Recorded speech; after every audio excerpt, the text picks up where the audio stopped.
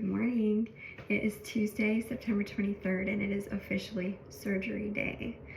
We had a lot of fun last night. We did a styled shoot for one of my good friends. We got to dress up, Alex and I, as a king and queen and act as if we were getting married, which is really fun because our wedding anniversary is a couple days away.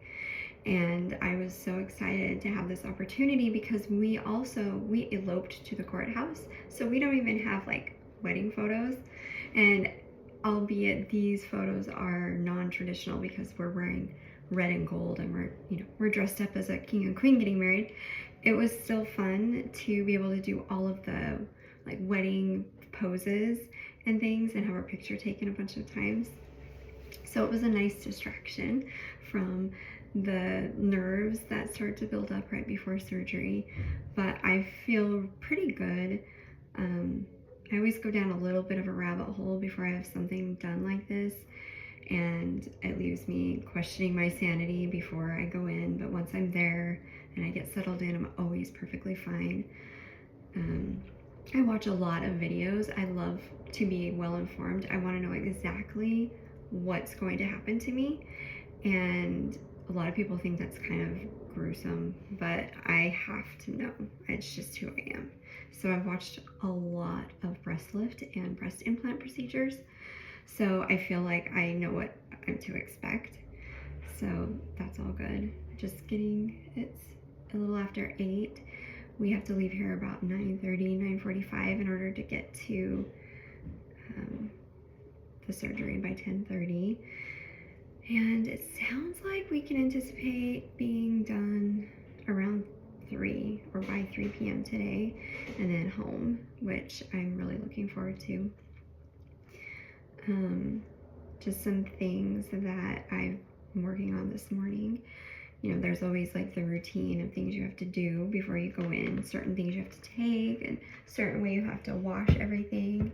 And so I've done that. I've got my area set up. I'm so excited. We have, a bed that adjusts. It's got its little remote control, so that's going to become one of probably the most helpful things I have. I'm,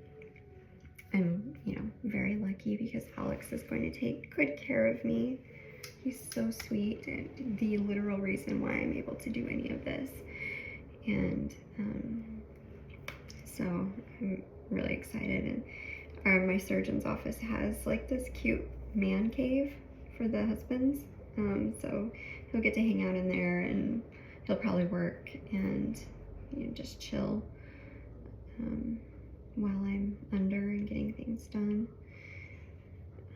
Then I've got my parents who lived here now, so it's really nice knowing that my mom is just up the street and she can come help me if I need her, which that has a whole nother sentimental meaning to it because I've been through a lot and I've always had to be so far away from my mom as an adult that I am just so excited that I'm finally where I need to be in life and she is here and my dad is here, and so that we can take care of each other.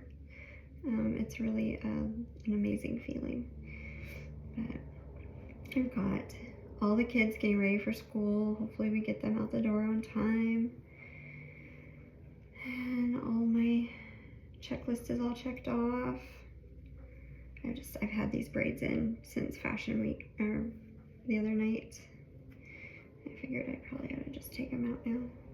I kept them in for my photo shoot yesterday since the theme was like Renaissance. I thought, well, the braids added a cute little touch, so I kept them in, but now it's time for them to come out.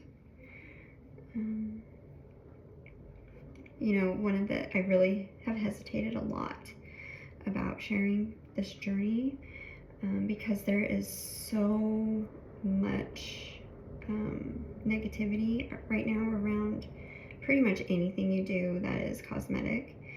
And then, there are a lot of people with a lot of strong opinions. And so I really went back and forth with myself about whether I should share this journey. But I decided that it's really important because it's not about vanity. It is about reclaiming myself. I went through so much, years and years of domestic abuse and lots of babies and significant weight changes. So I went from, I gained quite a bit of weight throughout the last 15 years, and I lost it, thankfully, to modern medicine, which is incredible. It's another story. We'll talk about that another time. But this is just me reclaiming myself and my body for what I want it to be. I've been accused of trying to mold myself into whatever man I'm married to, or whatever guy that's in my life. I've been accused by somebody who was really close to me once of doing things to because they want it or to impress them. And I think we all do that to an extent in relationships, but I was so taken aback because the things that I've chosen to do over the last 3 years, when I've been rebuilding my life from where it was, have all been very intentional and very purpose driven and very much my choices. I don't live for other people's approval, and I don't live no longer anyway. I used to, but I no longer rely on other people's approval to make me happy.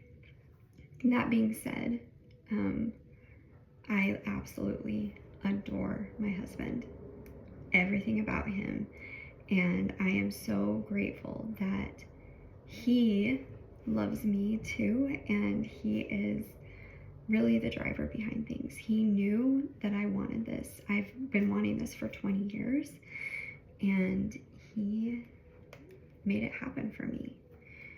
He made my oral surgery happen for me, and then 2 years ago he took care of me and gave me the opportunity to have a tummy tuck and abdominal repair, which is also something that I was desperately wanting for many years.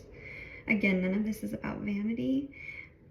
It's just about me wanting to reclaim who I am and become the best version of myself. And yes, of course, that can be done no matter your size or your body shape and type. But for me personally, this is what I want. And I am on a movement to empower women to live their lives by nobody's approval. And this today really illustrates what that means, because a lot of people have negative views on breast implants, and I have done so much research myself over the last 20 years. I've followed all of the medical information. I've had multiple consultations. I've talked to the surgeons. I feel very well informed on risks associated with the procedure, with long-term effects that are, the potential for a breast implant illness and all of those things, and weighing those risks with the benefit of having the work done, I've opted to continue forward with the work.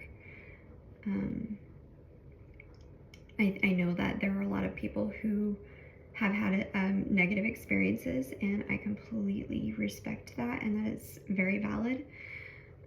But I've chosen for myself to accept that as a potential risk and move forward. Because also, for as many people who have had negative experiences, there are many, many, many, many others who have not. And maybe I do end up, one day deciding I don't like it. But where I'm at now in my life and the things that I'd like to accomplish in my life, I feel that this is a good move for me. One of the big things, okay, I don't know if you can see very clearly, but So I'm pretty asymmetrical. One is really far down here, one's up here. I don't fill out clothing like I'd like to.